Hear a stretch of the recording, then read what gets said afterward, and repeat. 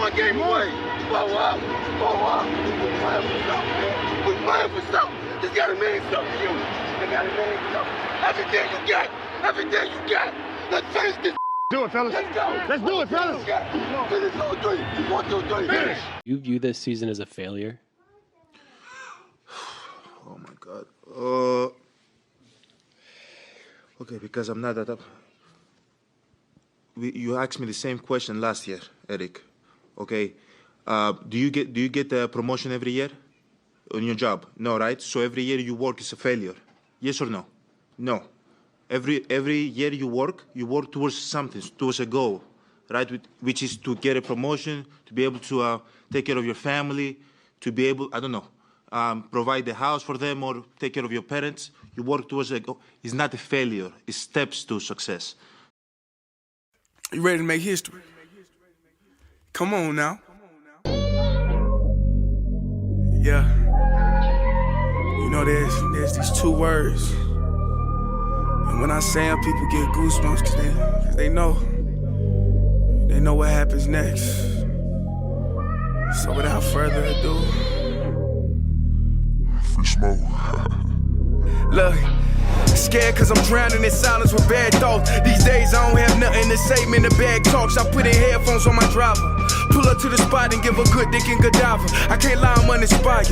No more pillow talking about nonsense. I only stick around to put some band-aids on my conscience. I don't know why I feel so bad, nigga. That's what we do, no foundation. We don't build no more, we just screw. Half a bottle of Henny, girl, I'm going with the wind. The same niggas say they happy for me, ain't want me to win. So I'm done on my friends. Don't need help popping Coronas and reminiscing. I just call up Big Bro J and say it's time for venting. If I live forever, I hold this hate for some centuries. You don't know how much or how you doing what it meant to me, but motherfuck all that. I don't even offer up the time to make the call back. Stupid Lodo, if they don't get the picture now, man, I crop them out of the photo. I can't relate to my peers. Been doing this shit for years. I'm motivated by fears. I took the wheel and I steer. My sound not dictated by fuck boys in Atlanta. Stay gifted like this album was ghost written by Santa Bars forever, like they decided to throw me under Slammer.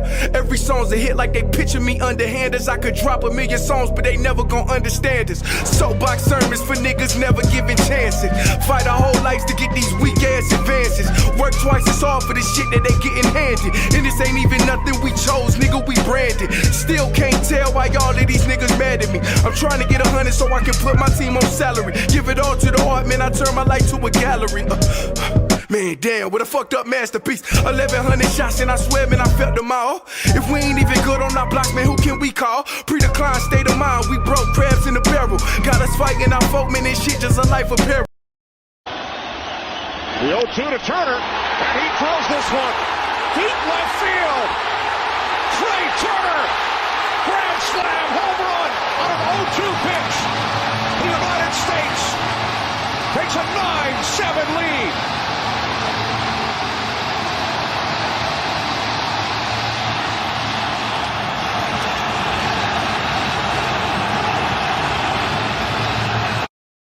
Let's talk about the NFC South, but first, welcome to Kicking It with Saint. I am your host, Saint. I hope everybody out there is having a dope day today. Hope everybody had a dope day. If you have not had a dope day by this point, if your day going a little rocky, it's still it's not really actually, but 10 minutes left in this day. But tomorrow right around the corner, and we're gonna get things right tomorrow. But I am happy you are here. My little nephew starts school next Monday. Summer just came and went when you just work right through it. But we're here to talk about the NFC South. Predictions for the NFC South. The Panthers, the Carolina Panthers, the Tampa Bay Buccaneers, the New Orleans Saints, and of course, last but not least, the Atlanta Falcons. This is an interesting division. It was a terrible division last year. Tom Brady and the Buccaneers won the division, but they weren't a good team last year. And a couple things have happened since last year. The Carolina Panthers drafted Bryce Young. The GOAT Tom Brady retired. Baker Mayfield is now in a competition with Kyle Trask to see who will win that starting quarterback position job for the Tampa Bay Buccaneers. And not too much really happened down in Atlanta. Oh, no, they did. They draft a running back in Bijan Robinson to be the next, I guess you would say, another key piece to the offense, to add into the offense. No quarterbacks. Well, they hoping Desmond Ridder end up being a top tier guy, but we shall see. Either way, a lot of young quarterbacks. Well, and the New Orleans Saints had Derek Carr. So, a lot of different shakeups in the division. A lot of different things happen in the division. Very interesting division. Now, I actually think this will be a competitive division this year within the division. Not competitive as in, oh, every team in this division going to be a great team. I don't think that. I actually think 3 of these teams will probably, more than likely, have rough seasons. I don't look at any of the teams in this division and think that any of these teams are complete teams. I look at the Carolina Panthers and the New Orleans Saints and say these two teams have a lot of potential because of how great the defense is. For the Saints, they might be the most complete team out of all the teams in the division because while Alvin Kamara will be suspended to start the season, you still do have Alvin Kamara. If Michael Thomas can stay healthy, you have Michael Thomas. You have Chris Olave. So you have a little bit more to work with on the offensive side of the ball. And you hope Derek Carr is an upgrade from what you've had over the last couple of years since Drew Brees retired. So, a lot of changes in the division. And to be quite frank with you, this division really is a lot of it's a hopeful division. Like a lot of the things you hope go well are what lead to these teams having a good year. Because I don't think you can definitively say, at least I cannot definitively say, any of these teams are going to be great. But I got to pick a division winner. The team that will start that I feel as though will finish in last place in the division under 500. And I think they'll probably finish about a couple games under the 500 because I believe this team is trying to go out and get a quarterback. That is the Tampa Bay Buccaneers. Tampa Bay is an interesting team because Tampa Bay actually has great players on the defensive side of the ball. Villa, Carl Davis, Levante David. Like, they have talent on the defensive side of the ball. But they weren't a great defense last year with that talent. Whitfield, they have talent on the defensive side of the ball. However, as we've seen, they can be up and down. Now, my thing with the talent on that side of the ball is this. I don't even really care for the up and down. Like, that's not even my biggest concern. My biggest concern is, let's say they have a good year statistically. Like, they put up good stats. At the end of the day, the defense still going to be burnt out because I believe this offense will struggle. I like the pieces. Hopefully Davis. What's my man's name? Cannot remember my man's name at the moment. Godwin. Hopefully Chris Godwin is 100% this year. He back to being Chris Godwin. And Mike Evans is always going to be Mike Evans. And obviously, I believe Baker Mayfield is who he played with in college. No. He played with Johnny Manziel, I believe. Regardless, Baker or Kyle Trask will have talent to work with at the receiving position. The problem is, neither of these two, I can't tell you how good or bad Kyle Trask is. We haven't seen Kyle Trask in an NFL game. I know what Baker Mayfield is, and that's just not good enough. And as much as I like the talent that the Bucs have, I saw Baker Mayfield with talent in Cleveland. That didn't seem to make a difference. So why would it make a difference in Tampa? Now, I do believe it's a world in which, well, actually, I don't, because this ain't an offensive head coach they have. Todd Bowles is a defensive-minded coach. So I expect that the Bucs defense might be better this year. However, when the offense struggle, because Todd Bowles not going to be able to just run the ball. Like, he's not going to be able to just sit back and rely on running the ball. Baker Mayfield going to miss passes. That's just what he do. Underthrows, overthrows, interceptions. He's not going to be consistent throughout the season. The defense will tire out. They will give up plays eventually because they are on the field all the time. Because they will. I believe that the Buccaneers will have a bottom tier offense this year, which will hurt the defense in a lot of ways. I don't think this will be a team that convert highly on third downs. Did this feel like one of those years for the Bucs? If played right, it could be a year that get them to a quarterback next year so that they don't have to waste all the time. Because the Bucs got a lot of talent on their team left over from the Tom Brady era. Unless you just plan on shipping out all that talent for draft picks, I don't understand having all that talent on the team and not trying to go get a legitimate quarterback. We know what Baker Mayfield is.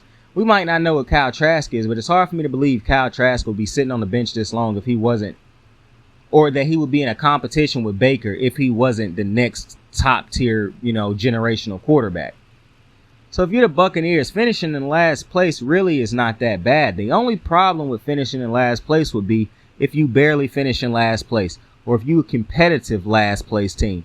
Because being a competitive last place team don't mean nothing if it's another last place team out there that's not competitive, that needs a quarterback also. They will end up getting that quarterback. So if I'm the Bucs and I realize, let's say the Bucs start the season off 0-5, 0-6, 0-7, or 1-6, 1-7, 2-8, 2-5. I'm trying to get that first pick in the draft at this point in time, point blank period, because I don't want to waste all the talent on this team. I think it's harder to try to sell off that talent and get draft picks back and then hit on all those draft picks again than to just have the talent there already. And now all we need to do is try to hit on this quarterback, and we give ourselves a great chance if we can get a top pick in the draft that secures us a chance to get a quarterback. So I believe that's what the Buccaneers should be looking into doing this year, and I believe that is why they will finish last in the division. Third place in the division, I believe, will be the Atlanta Falcons. Listen, Bijan Robinson is in an interesting situation where if he stay healthy, he could have a rookie of the year type, offensive rookie of the year type, because he won't win rookie of the year over a quarterback if they have a great year. But if let's say he and a quarterback both have great years, he will definitely win offensive rookie of the year. But if no quarterback out there go crazy as a rookie, he'll probably have a chance to win offensive rookie of the year or rookie of the year, because he is in a situation where Arthur Smith is rebuilding his team. He's trying to get his quarterback to have a new best friend in the backfield. So I imagine they're going to run, and Arthur Smith coming from Tennessee, I imagine they're going to use Bijan Robinson, much like they use Derrick Henry or other running backs that carry a lot of the load. I think he will get a shit ton of carries this year. And if he can stay healthy, and the offensive line for the Falcons, which ain't terrible, if they can block for him, I believe that the Falcons could end up having a better year than people think, than even I think, because I be teasing my homeboy because he a Falcon fan. But the Falcons, I don't believe they're going to be like some Super Bowl contender, but I do believe they could be a team that threatened for that first place in the division throughout the season if Bijan Robinson have a great year. Now, I'm still somebody who believes that the Falcons need to go out and invest in a whole new defense aside from A.J. Terrell, who is an absolute stud. And I would say that he's going to have a break. Well, I think he can have a breakout year because a lot of people don't know who he is. And obviously I know who he is. But this could be the year that he go crazy, even though I think it will work more if the offense get it together. So if everybody on this offense for the Falcons start to click, then A.J. Terrell can have his breakout year truly where he become a household name, because you need your offense to keep you off of the field. You can't be on the field all the time. I understand some guys do become big time because they on the field all the time, but they in a situation where really you don't see their flaws because you can only see how great they is, because they like maybe a defensive lineman who always getting sacks, even though his defense is always on the field. You ignore those times where he don't get the sacks and his team stay on the field, but on those first or second downs, he get the sack and we talk about it. So for A.J. Terrell to be at his best and to get the recognition he deserved this year, the Falcons offense is going to have to take another step. Now, I do think this is interesting for the Falcons, because if their offense doesn't take a step this year, I think Arthur Smith is going to end up getting fired. And they're going to find a offensive coordinator that's next level, or another offensive coordinator, regardless of the level, to come in and replace him. Because at some point in time, you're going to have results. We can't keep drafting people, hoping they turn it. You're going to have some type of results at some point in time if you're Arthur Smith. And I do believe next year could be that year for him where if it does not turn into like, they have to show some type of signs of, okay, this is going in the right direction. Now, I still do think they could help the team out by adding more weapons. However, the defense for the Falcons to me is just not good enough, bro. They have to go out. I think they need to go out and get new pass rushers, new defensive. I like some of the guys they got over there. Some of the guys they got over there are great. Now, I don't know how much longer some of those guys are going to remain over there because you would think some of the talented guys they have over there on the defense, like Grady Jarrett, like some of the other guys over there, and that's not as young as an A.J. Terrell. A.J. Terrell will be over there for a while. He young. Some of the older defensive guys on the team, is the middle linebacker Dion still over there? Because at some point in time, those dudes are going to want to go to a different team to have a chance to win a Super Bowl. They're not going to want to rebuild again after going through the seasons they just went through. Like, it's been a downward spiral for the Falcons since that Super Bowl. So, in my opinion, the Falcons need to seriously invest in trying to build back up that defense. Now, I understand I said it's an offensive game, yada, yada, yada. But you cannot go out there with just no defense whatsoever. The Falcons defense to me has been one of those defenses that's not good over the last couple years. You hit the jackpot with A.J. Terrell. To me, you got to keep making smart draft picks on the defense. Now, I'm not saying go all in defensive. Every pick no, if it's a great pick at offense that you feel like could completely change the offensive side of the ball, go for it. But back then when they decided to draft the tight end, Kyle Pitts, at that point in time, that is not when you should have made that type of decision. You should have tried to bring in a game-changing defender, not Kyle Pitts. That is not what was going to change the Falcons' fortune at that point in time. But Bijan Robinson and the defense, if Bijan have a great year and the defense have a better year, and Ritter and all these other guys on the Falcons offense up their games, the Falcons finish in third, but it'll be one of those third place teams where you say, okay, next year we can compete to win the division. We have an expectation to win the division next year. Second place. This really was tough because I was going to put this team in first place because I wanted to be edgy. Not really necessarily edgy. The more and more I thought about it, I can't put this team in first. I got to put them in second. I believe that the Carolina Panthers will finish the season in second place in the division. Now, this is what's interesting to me about the Panthers. I like Chuba Hubbard, and I like the running game for Carolina. I can see the Falcons finishing with a slightly better record if Carolina gets nothing out of the run game, but the Falcons get a lot out of Bijan. Because I can see a running game carrying the Falcons further than having a rookie quarterback with no real top tier weapons around him and no run game to fall back on. The Panthers defense will be great. I think this defense will probably end up being won by who has the better of the defenses, whose defense can end up notching them more wins than the other teams. The Panthers will have a great defense. Brian Burns, you still got a lot of studs over there with the Carolina Panthers on that defensive side of the ball. However, I like Bryce Young. I think he will end up being a stud. I like his poise in the pocket. I like his ability. Now, yes, is he short? Yeah. And sometimes he kind of look like Kyler Murray back there. But he way more poised than how Kyler Murray looks so jittery and jumpy in the pocket. That's not how Bryce looked. My only concern for the Panthers is if the defense take a step back and the offensive weapons aren't good enough go-getters on big downs. Like, I like Adam Thielen, but how much do Adam Thielen really have left in the tank? Do he have enough to be a game changer on the defensive side of the ball? On the offensive side of the ball on key downs. Cannot remember the tight end's name at the moment, but it's a tall tight end. Dude with an offensive line for the Panthers. And the Panthers don't really have a bad offensive line. That's the thing that's interesting about the Panthers. They never really have a bad offensive line, but they never really have a great offensive line either. I kind of want to go back and change these two teams, but I'm relying heavily on the fact that I think Bryce Young will have a better season than Desmond. And so because of that, and because the Panthers defense will be better than the Falcons defense, I just think it could be an uphill battle for the Falcons if that defense don't take a major jump. The Panthers defense, if they fall off even just slightly, they will still be a better defense than probably every defense in the division, to be honest with you, with the only one contesting them being the New Orleans Saints. New Orleans. But the Panthers, and Frank Wright being the head coach of this team, going to be interesting because I had no faith in Frank Wright and none of the things he did in Indy.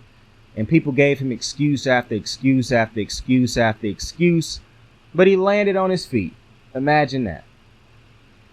So I'm interested to see this offensive guru, this offensive genius that everybody keep telling me he is. I want to see what he can do with a quarterback. He has a quarterback now. In Indy, never had a quarterback. He has one now. So I'm very interested to see that. And this can't be oh, well, he didn't draft him. He did draft him. So I'm very interested to see what Frank Wright does now that he has the quarterback that he's longed for so many years. Now I want him to prove that, yeah, maybe he was just dealt a bad set of cards in Indy. Because he got a quarterback and he got a defense now. So I'm interested to see how this all plays. And to be quite frank with you, whatever I feel about the offensive run game and whatnot, Frank Wright being an offensive mind should be able to make up for that anyways. I also, the running game for Carolina have to be good enough to where they haven't went out and tried to get Kareem Hunt.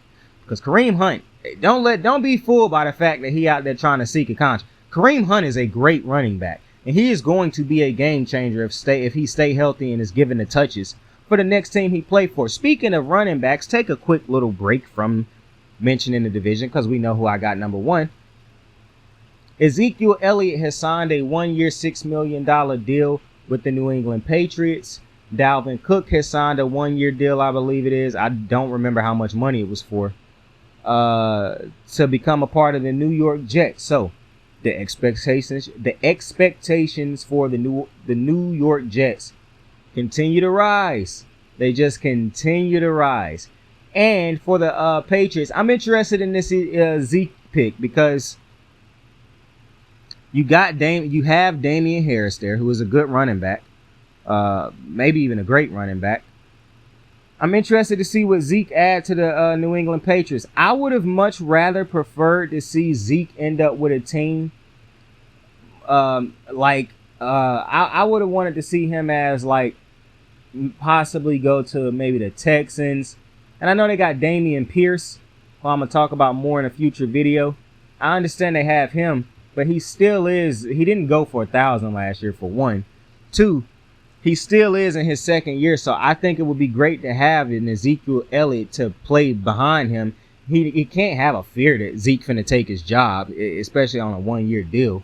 But I would have liked to see that. I would have loved to see Zeke in Buffalo. I don't understand why Buffalo didn't go out and try to bring in Ezekiel Elliott. For the Patriots, the run game not really your problem. You need receivers to help out your quarterback. You need an offensive coordinator to help out your quarterback. The run game ain't the problem. Damian Harris is good enough. Now, I understand he coming off an injury, but hey, I'm glad Zeke ended up somewhere. I knew he was never going to end back up in Dallas. That's just crazy when that rumor was going around. But I did feel like it was other teams I thought he would have ended up on. For a second, I thought he might have had a chance to end up in.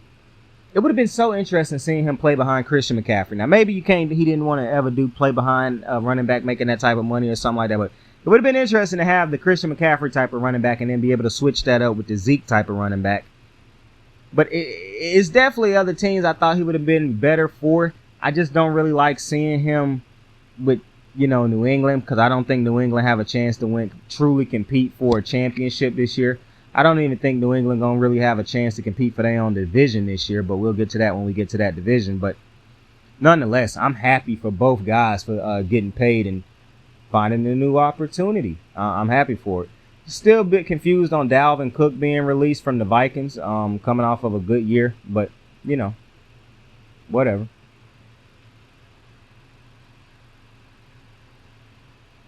And with that, I believe the New Orleans Saints will win the NFC South this year. Now, I went back and forth with this, because originally I had the Panthers, but I think I was getting a little bit ahead of myself. It could have been my Alabama bias. It could have been the fact that I'm just not really, I don't know what it could have been. But while I do believe Bryce Young will be the best quarterback in this division in the future, he still got to develop, get used to the NFL. It's crazy for me to believe he's going to come right in and do what Andrew Luck did for the Colts. It's just, I don't think that's going to happen. I do believe, while I don't think Derek Carr is, listen, if you listen to the show, you know I like Derek Carr, but being unbiased, I don't think he is a top quarterback. Last year they had this man ranked over Lamar Jackson, man. I just tell you, it's crazy. It's absolutely crazy. These rankings and how people judge actual good quarterbacks compared to guys that they just like. But I like Derek Carr. He definitely is an upgrade over last year. But Derek Carr is not the piece that's, oh, now that we have Derek Carr, we definitely a playoff team. We definitely a Super Bowl contender. I don't think that's the case. They definitely should be a playoff team because they, to me, are the best complete team in the division. They got the best defense. DeMario Davis. You bring back Cam Jordan on an extension. You still got Lattimore in the backfield. You still have a great defense. Now, even though Kamara is missing the first, now I'm not sure if Mark Ingram retired. I know he worked for Fox now for college, but I don't know if he retired or not. But even with the losing Kamara for the first couple games, you still got Olave. You still have a great offensive line. You still have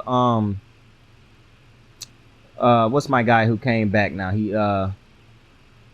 It's just like that. I forgot the receiver's name. But you had your superstar receiver back this year. His name will probably click by the end of the episode. But to me, the Saints have everything in place to be able to go out and not necessarily make a Super Bowl run, but definitely be the best team in the division. Now, my problem with the Saints is this. The Saints winning the division, I was cutting off my words. The Saints winning the division is not that impressive. And to be completely honest with you, it might actually be the worst thing to happen for the Saints. Derek Carr is not going to get exponentially better than he done been throughout his career. As many excuses as people want to make for him, Derek Carr not going to just randomly turn into a Super Bowl level quarterback. The Saints, with what they've worked with over the last couple years, I don't know if Derek Carr is enough to get that to where it need to be. I know Dennis Allen ain't, because he proved that last year. So the Saints, in my opinion, remain in the same exact position that the Saints have been in for the last couple years, even when they had Sean Payton. Average. And that is the worst place to be. They're not a bad team, but they also not the best team in the NFL. Meaning they are average. They are always going to be drafting in the middle of the draft. They're always going to be trying to do exactly what they've done over the last couple years. Chase aging veterans who might still have something left in the tank on cheap contracts. Reconstruct contracts left and right. Cut people here and there because they always up against the cap and whatnot. But never truly going for a full-out rebuild. But never also being a full, flat-out Super Bowl contender. So to be completely honest with you, the Saints may win the division. But the Bucks finishing in last in the division, and the Saints finishing in first does more for the Bucks than it does for the Saints. Because the Saints won't win in the playoffs. They ain't going in the playoffs and winning and not winning a Super Bowl. The Bucks have a chance to go get their next franchise quarterback. So you tell me who's going to be in the better position at the end of the season. It's why it's always a matter of perspective. That's why I always say, it's not, like Giannis said, it's steps to success. Losing is not, it should not always be considered a failure. To me, what the Saints are doing right now, running on this continuous little wheel, this hamster wheel, this continuous cycle, that is a failure because they are never going to succeed. They are now at the point where they have to tear it down or go all out to bring in a Pat Mahomes or Lamar Jackson, something like that will completely flip this roster on its head. Meaning, you add this one player, It don't matter what the roster is. This is now a Super Bowl contending team legitimately because that quarterback raises everybody's game legitimately. No longer can it just be, well, yeah, you know, this is a quarterback that's good. He raised the level of play for everybody. Because that's not the case for Derek Carr. We could say that in passing to be nice, but that's just not the reality.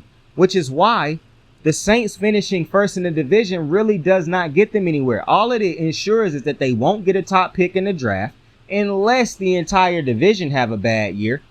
And it ensures that once again, they'll be back in the same path next year. No quarterback. Not drafted high enough to get a quarterback. Don't have the resources to go get a quarterback. Like, to be honest, the Saints finishing, and I know Saints fans don't want to hear this, I don't think it would be best for the Saints to win this division, but I think they will because they got the type of talent on their team that can win this division because no other team on the division is just flooded with talent everywhere.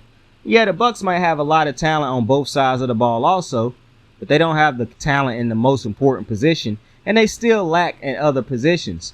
The Panthers might have a phenomenal defense or talent everywhere defensively, but they don't have a phenomenal offense. However, if Bryce Young really is the divider in all of this, because if Bryce Young come in and end up being the best quarterback in the division, then the Panthers will win the division because the Panthers need to win the division. They no longer want to finish in last place. The Panthers have their quarterback. They're not trying to go get a quarterback now. They are trying to win games now. They're trying to set a standard. They're trying to get to the Super Bowl. They now are trying to get to a point where there is expectations. So while the Panthers would love to accidentally finish last and end up getting another top pick to put with Bryce Young, they are no longer going out there saying we're trying to tank. They're trying to see Bryce Young develop into a franchise quarterback. And if Bryce Young come out his first year and is a stud, yeah, the Panthers will probably win the division. However, even if they don't, it won't hurt the Panthers because of where they are now going. The only thing that hurt the Panthers is if they finish in last because Bryce Young came out and had a terrible season. The Saints are now in a situation where if you don't win a Super Bowl, we don't finish low enough to get a good draft pick, we don't finish with a Super Bowl ring on our fingers, these are wasted, failed seasons. And that's my thoughts on the NFC South. What a year it will be. With that being said, I appreciate y'all for joining me on another episode of Kicking It With Saint. Tell somebody you fuck with them. Tell somebody you love them. You can be anything in the world. Choose to be kind to somebody today. Truly. Tell somebody you fuck with them and tell somebody you love them. Patience. We all got to learn it. I've lost my patience on times before and I regret it every day. We have to learn patience. Let's be patient with one another. Let's be more patient. Let's learn. I know everybody got a breaking point. But after we break, let's learn even more patience so that we don't have it again. I know the world like to tell you to break down in silence. Or don't break down in silence. Let it all out. Well, you get punished, and even if it's your first time making those mistakes, you don't want to do it in public. So if you must break down in private, you do you. But at the end of the day, take care of yourself. Be at peace with yourself. Be at peace with your decisions. Do things that make you happy. I saw a quote one time that said, if you spend at least 1 hour a day doing something you love, then you will always have a moment of peace. And I actually think it said 1 minute. And you will always have a moment of peace. Let's try to do that. Tell somebody you fuck with them. Tell somebody you love them, man. Like, subscribe, share. I truly appreciate the support. I got a top 10 video coming out soon. Saint out. I got the moves like hot sauce. Lil' mama taking the top off. I'm laying down getting topped off. After this, she know she getting knocked off. I know she loving the money, so I keep on thumbing and thumbing. She say she horny when she taking shots, so I keep them coming and coming. Now I'm putting dick in her tummy. Scoop her up like I'm raking her something. You would think shawty red track, the way that she running and running. You getting dumber and dumber. You out here chasing the bone. After she finished from giving me dome, the Uber is taking her home. Tight.